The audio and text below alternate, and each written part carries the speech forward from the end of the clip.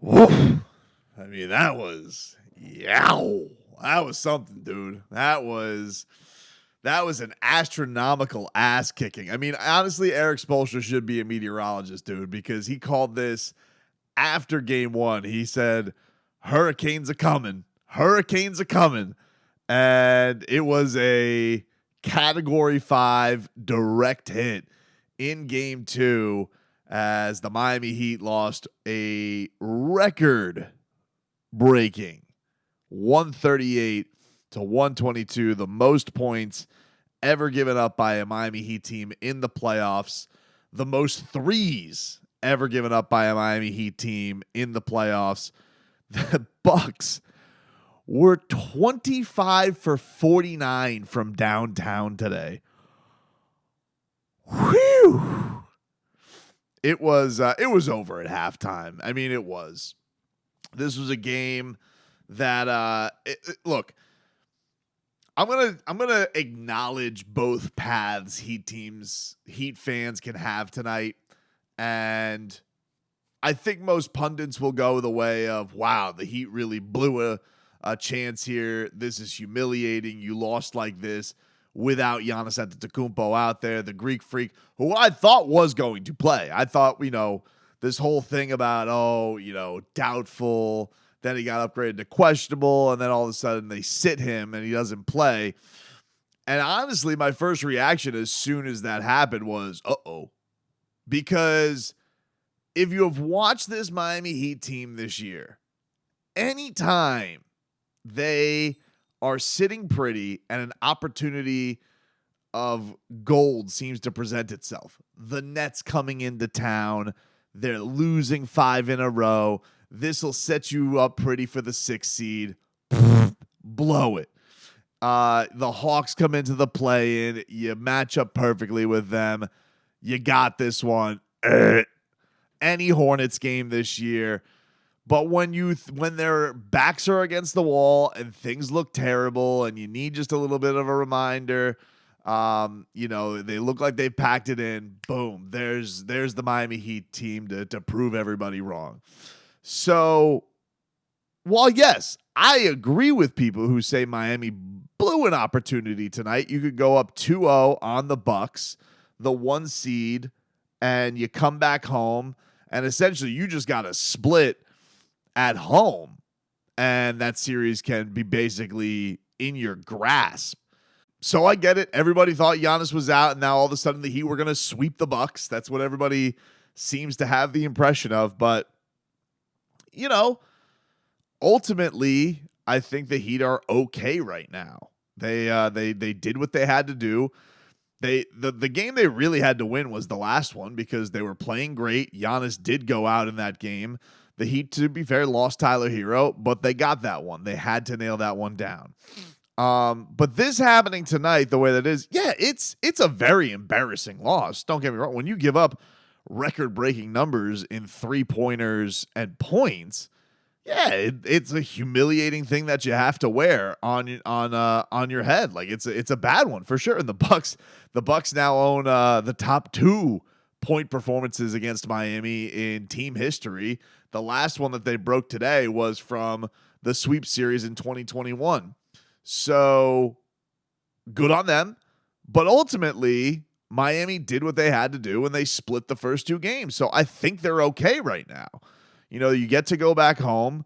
The interesting thing, honestly, before we get really into the game, we'll just go into a quick outlook of this. The interesting thing now is what do the Bucks do in game 3 with Giannis? Because to be honest, if I was Budenholzer and I saw this team perform the way that they did, moving the ball the way that they did, now you're likely not going to shoot like that. You're not gonna light the Heat up like a Christmas tree like that. But if Giannis, if you have, you do have a little bit of grace there now because you did get this game. If you went down 0-2, obviously you got to do everything that you can to have him out there. But now that it is tied 1-1, you are in the spot you're in. Now I wonder, do they even, if this back thing is really jacked up, do they try, he's going to fly down there. Do they try and squeak another game out of this? It's kind of that game the Sixers played with Joel Embiid last year. I'd be interested to see what is the stance there from Milwaukee. But, Tonight they come out of the gate and they feed Brook Lopez, that giant ostrich, and that dude was eaten. I mean, he did not have his head in the sand. He was absolutely mauling Miami in every which way. He finished with 25 points tonight. He was killing it. Whatever the matchup was, they were feeding Brook Lopez and really just got them into that comfort zone overall. They outscored Miami 35-28, so they were scoring at will. And that paint presence of being inside really just really was a valve, a relief valve for the rest of that team, because then the rest of it, they really had Miami scrambling. I mean, their asses were running all over the place and couldn't keep up with the ball. It was just bombs away. I mean, the Milwaukee Bucks could not miss a three-pointer if they tried. You could have put them out there blindfolded and they would have hit some threes. I mean, you had tonight, here are some of the performances from downtown. Bobby Portis was 3 of 4 from downtown. Chris Middleton, 2 of 5. Drew Holiday, 4 of 10. Grayson Allen, 4 of 8. Joe Ingles was 5 of 6. But the guy who really swung this game and pretty much put the dagger in it, to be honest, was Pat Connaughton, who didn't even play in game one. That's the crazy thing about it. He got Duncan Robinson, and comes out here and just he buried the game. It was really him just going out there, and when he started nailing stuff from downtown, he comes out there to start the second quarter, just gets on his own little run by himself, and just couldn't be stopped. And it opened up for everybody from there. From Miami's standpoint, Jimmy came out and had a really, really good first quarter, was hitting all of his spots. Bam kind of got off to a rough start. Maybe got going a little bit too late with his, but, for those guys, they were okay. I mean, you got in 25 minutes tonight, Bam had, 18 points and Jimmy scored you 25. Then they basically didn't play a lot of this game. So the guy, honestly, like, if I was going to square blame on anybody that I thought was tough, like Duncan got off to that really, really, he ended up being the starter for Tyler tonight, and he got those two quick fouls, and Spo yanked him. I thought Kyle Lowry had a really bad game today. I thought out of anybody, between his, I don't know if the knee's acting up again. I don't know if this is just him having an inconsistent season, but he played 18 minutes tonight and was a minus 22. He had 4 turnovers. It felt like every one of them was like just a backbreaker, from the time that, like, when the game was still kind of in hand, it felt like anytime Kyle gave up the basketball, it was ending with something that was just like, oof, that was really rough. Like, I thought Kyle was the worst player on the floor tonight for Miami by a long shot. But, ultimately, I'm not, everybody's freaking out and everybody's upset. I get it, but you guys got to act like you've seen a playoff series before. You can't fake the desperation. And you want to know something about the Bucks? They're not the Mavericks, dude. They're not a bunch of bums surrounding a star. They are, Giannis is an MVP candidate. And when that's out, yeah, of course you want to jump on that. But look at the rest of their team, dude. Brook Lopez, Drew Holiday, Chris Middleton are all former All-Stars. Their role guys are really, really solid. Joe Ingles has been lighting it up in this league forever. Pat Connaughton has been a champion, and good for them. Bobby Portis, as rock solid as it gets, So it's not like they're a bunch of schlubs out there. Grayson Allen, as hateable as his face is, the dude's a really, really good player. That's a deep team. There's a reason this team was the number 1 seed. You don't want to take it on the chin like that. You don't want to be competitive like that. But in all honesty, like, I'd almost rather get lit up like this by a bunch of role guys hitting a gazillion threes than I would be, Miami was in a dogfight with that team and they lost at the very minute. Like, I almost would rather lose like this and just be like, wasn't our night, clearly theirs. They were desperate. They showed up with some pride because their star wasn't there. And, you got one. You got one in Milwaukee. Now the pressure is on. Like, if you are, like I said, I picked the Heat to win this in 6. I said they had to win one of the first 2. Now the pressure is on. Now you have to go protect home court because, getting into if it goes 4-4, are you, going to win? If it's 2-2, are you going to, win 2 out of 3 without home court advantage? That's a tough ask. Will you win a game 7 in Milwaukee? I think that's a very tough ask. But if you come back and you can put yourself in a 3-1 position with a chance to close out at home, if you lose game 5, I think you're in a good spot. But now is when the pressure ratchets up on Miami. Now is when they really need to show up, and they need, if they have any modicum of, hey, we have just underachieved all year and we can really hang with this team, whether Giannis plays or doesn't play in the next game. Game 3 is a huge one. Game 3 is an absolute huge one for Miami. No doubt about it. I think it really can swing whether or not they actually have a chance to win this series.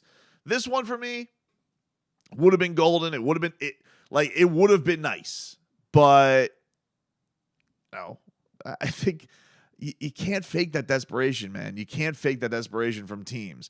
There are a couple of concerning things though, from this. And I think the biggest thing that we got to watch out for is Jimmy Butler, because there's a couple weird things that happened in this game because the game was over. By the time Joe Ingles had hit another 3 and had made it a 25, 27 point game, whatever the hell it was, Jae Crowder, there was this weird play. Jimmy goes up for a layup. He misses it, tries to get the putback, and Jae Crowder, we have a similar situation to the Sabonis thing. Like, he's grabbing Jimmy's leg to keep him grounded, which is weird. I will say, to be fair, I know any Bucks fans will mention, Jimmy he got a tech the game before where he had kind of yanked Jae Crowder down while they were inbounding a ball, and so they got a technical foul for this. But Jay was grabbing and yanking on Jimmy's leg, which I found a little surprising. They're 2 really hard-nosed competitors. They both went to Marquette, and they, when they were teammates, were really, really cool with each other. So, found it surprising, but these guys are in the heat of the battle. But yeah, Jae Crowder turning into Kurt Angle all of a sudden. It seems like Jimmy was on the bench and he was rubbing his knee, which that's obviously concerning. You're already down Tyler Hero. If you don't have Jimmy Butler, I'll say this, forget about it. If you have Jimmy Butler having any kind of serious knee injury, yeah, you could pack this puppy up. You need Jim VP. And it was a rough watch. And to boot, it started at 9:00, so forget about it. You had to sit through that fourth quarter knowing what the result was. And on top of the fact that it was just an absolute mauling. They did win that quarter, though. If you're a Celtics fan, we could do the Celtics special. Say, hey, they won that fourth quarter. You'll always have that. But they got outscored, 46-27 in the second quarter. Showed a little pride out of halftime where it was they made a 7-0 run. Bud called a timeout. They come back. They basically put the dagger in it. But no, it was strange. I don't know if I'm curious about this. I don't know what was up with him playing everybody. He played starters basically throughout until the very last minute of the game, and it kind of got to 14. I think the Heat got to 14 at one point, but he was playing Brook Lopez, Middleton, and then he flipped it and he put in Drew Holiday and Portis, and I was like, what the hell is he doing? That's I'm not complaining about it. I just found it very strange. And then sweet Gogi, sweet Gogi. It's tough seeing him for another team. It's tough. It's like a little Heat reunion. Him, Hammer, Jae Crowder today. Copycats, the Bucks sitting out here. By the way, thanks a lot, Drake. I appreciate you betting on the Heat and the Lakers. Aces for you, dude. Listen, you did pick Izzy Adesanya recently at UFC, but I think your luck ran out on tonight. But I listen, you know that nobody will put dirt on the Lakers, even though they lost to a Ja Morant-less Grizzlies tonight. That's another team without even their star. They have a lot of good players on their roster. So my big takeaway, yes, 100%, it is embarrassing to lose like this. When you give up a record amount of points and a record amount of threes, it's an embarrassing loss for Miami. I got into a Twitter disagreement with the great Barry Jackson, whom I respect to the high Miami sports heavens, because he described it as demoralizing. That I don't disagree with. I don't think embarrassing and demoralizing, I don't think they're synonymous here. I think that while it's embarrassing, demoralizing to me almost feels like, you leave with your head down low. And if you're Miami, I just don't see how that can be the case. You did what you were supposed to do. But now Saturday night becomes the pressure cooker. That's where it obviously is, can you rally together? Can you find the right matchup? Will Spo go with the same starting lineup? Can you avoid Brook Lopez getting hurt? And then curiously, if they don't play Giannis again, if Giannis is still very banged up and they go this direction, can you snuff out their three-point shooting? Because they are a team that puts up a lot of threes.